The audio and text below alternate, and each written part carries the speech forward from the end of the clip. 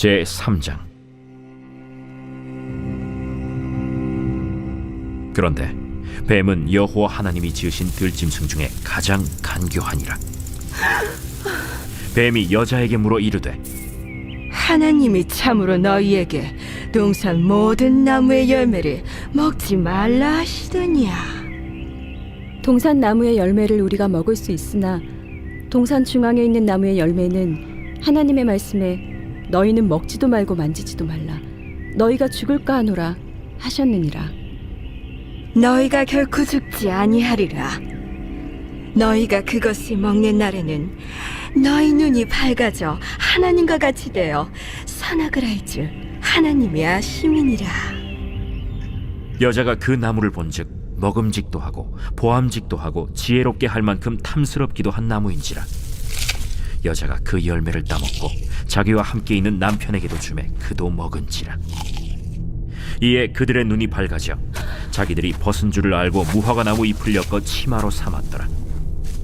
그들이 그날 바람이 불 때 동산에 거니시는 여호와 하나님의 소리를 듣고 아담과 그의 아내가 여호와 하나님의 낯을 피하여 동산 나무 사이에 숨은지라.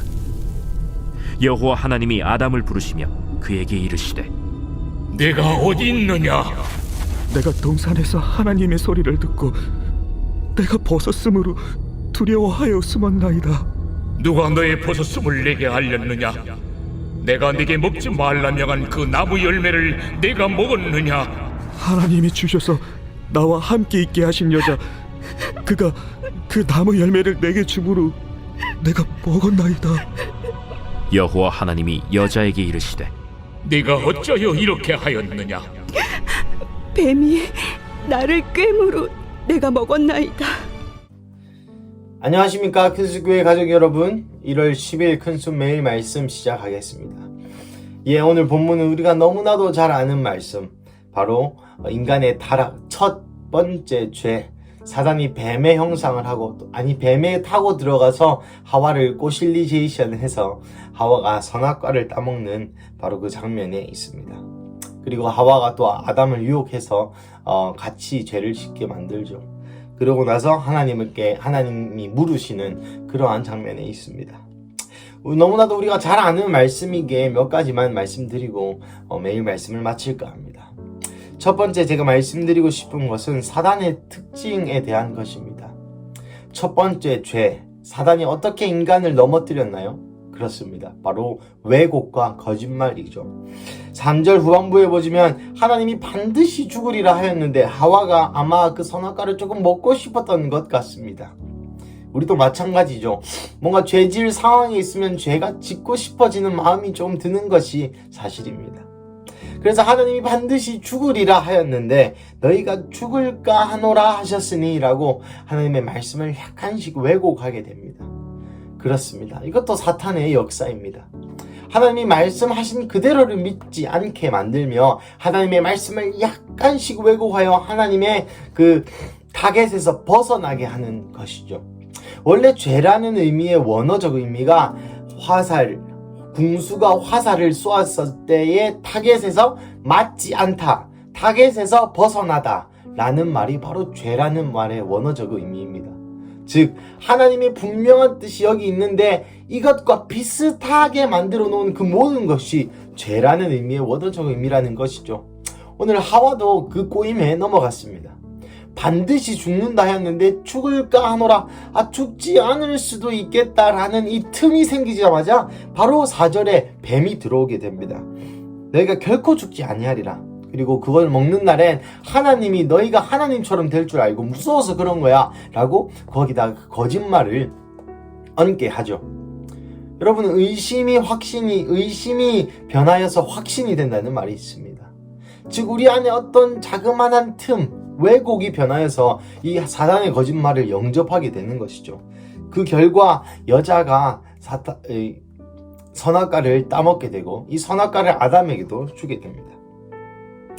그렇습니다. 또한 죄의 특성은 두 번째로 6절, 여자가 그 나무를 본즉 먹음직도 하고 보암직도 하고 지혜롭게 할 만큼 탐스럽기도 한 나무인지라. 죄라는 것이 바로 이렇다는 것이죠. 하고 싶습니다. 우리의 악한 본성으로는 하고 싶습니다. 죄를 짓고 싶어요.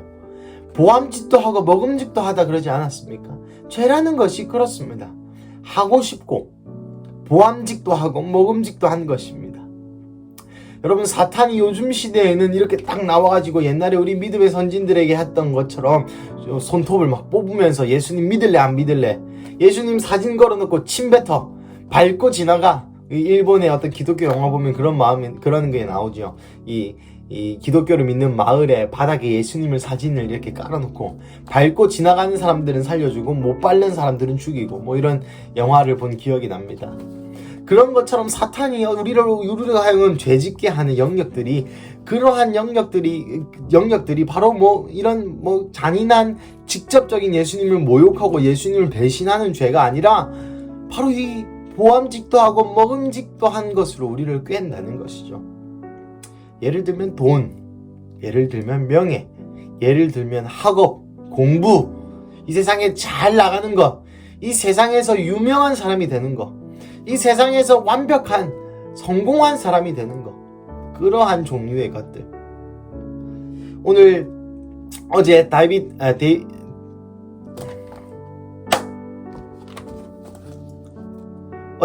나이트 목사님께서도 하느님 나라의 부에 대해서 설명하실 때 돈에 대해서 초점 맞추지 않으셨죠. 하나님 나라의 부는 바로 영적인 것에 대한 부. 우리가 주께 요구해야 되는 것은, 하나님께 요구해야 되는 것은 어떠한 물질적인 것이 아니라 바로 이 영적인 유산, 영적인 유업, 영적인 부를 요구해야 된다. 주님께 기도해야 된다라고 가르쳐 주셨습니다. 마찬가지입니다. 이 죄라는 것은 이 세상의 물질입니다. 그러한 것들로서 우리를 현혹시키는 것이죠.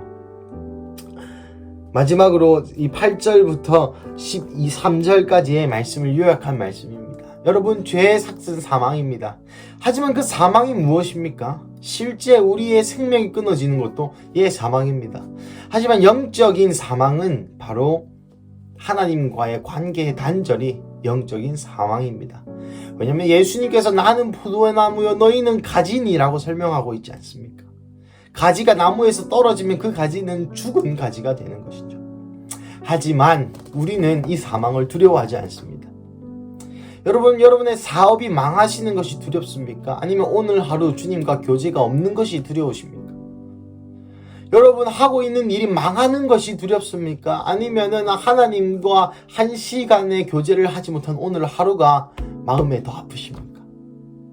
사랑하는 가족 여러분, 여러분의 자녀와 또 여러분의 부모님이 건강하고 잘 되고 큰 병 없이 잘 사는, 혹 그런 병이 걸리고 나쁜 일이 생기고 그런 것이 두렵습니까? 혹은 하나님과의 교제의 단절이 두려우십니까?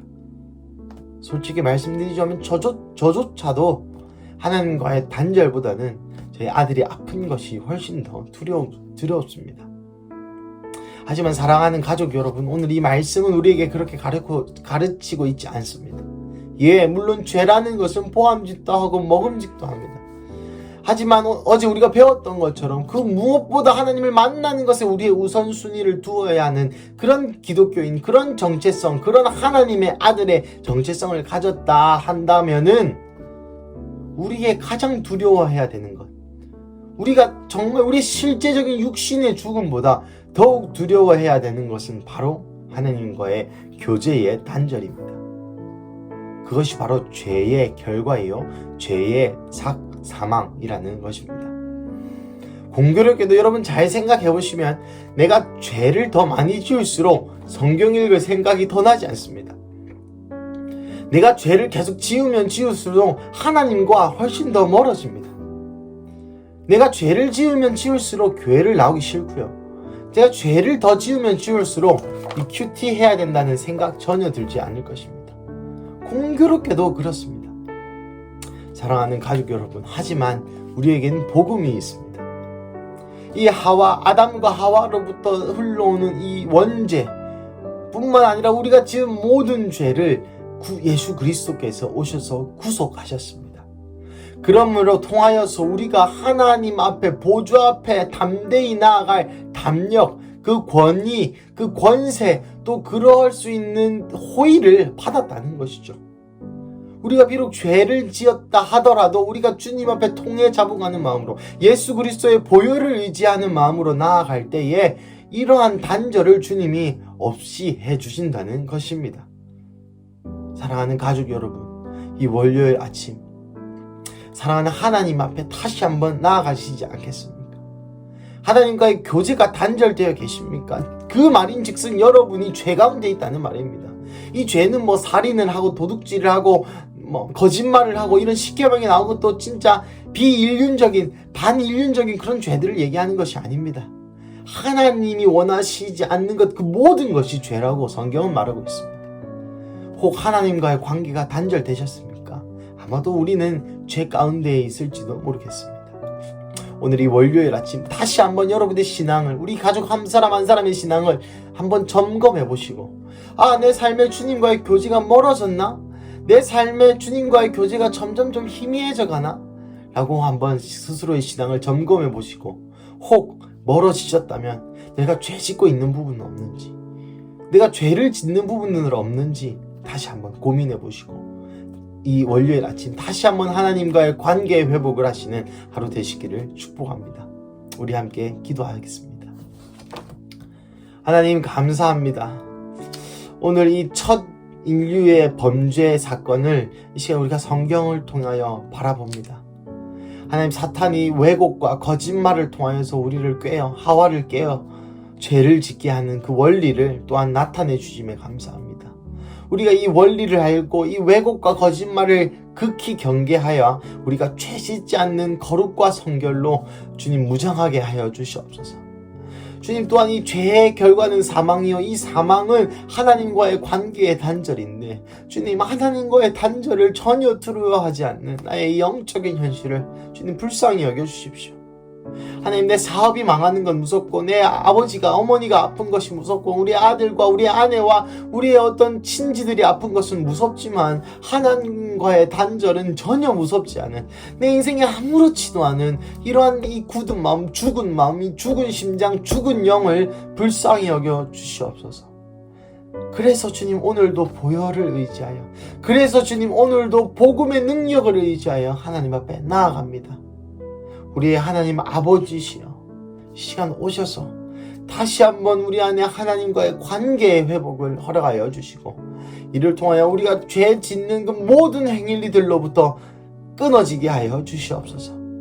우리 데이빗 나이트 목사님이 배운 것처럼 주님의 임재가 우리를 변화시킨다고 하셨은즉, 우리 주님의 임재를 구하고 주님과의 그 관계, 주님과의 그 교제의 시간을 정말 우리의 삶의 최우선순위로, 돈보다 사업보다 그 어떤 것보다 최우선순위로 두는 그러한 우리 큰수교회 가족 한 분 한 분 되게 하여 주시옵소서.